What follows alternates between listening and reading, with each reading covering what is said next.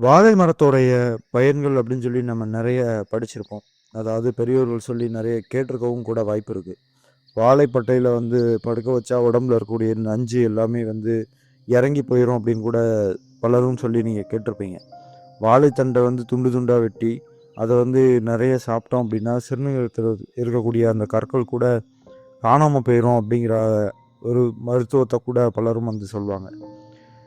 இதே மாதிரி இன்னொரு முக்கியமான ஒரு விஷயம் என்ன அப்படின்னா, வாழை மரத்தில் நம்ம ஒரு பெரிய கம்பியவோ இல்லைன்னா தகரத்தையோ குத்தி வச்சோம் அப்படின்னா, அதுவும் ஒரு 4 நாள் கழித்து அந்த குத்தி வச்ச இதை எடுத்து பார்த்து அதை உடைச்சா கூட, அதை உடைக்கிற மாதிரி நெளிச்சா கூட, ஒரு பென்சில் எப்படி சுக்குநூறாக உடையுமோ, ஒரு மரக்கிளை எப்படி உடையுமோ, அதே மாதிரி வாழை மரத்தில் இருக்கக்கூடிய அந்த பிசின் பட்டு அந்த சரியாக அதில் குத்தி வச்சிருக்கிறதால கம்பியும் உடையும் அப்படிங்கிறது தான் விஷயமே. அது வாழை மரத்துக்கு இருக்கக்கூடிய ஒரு பலமும் கூட.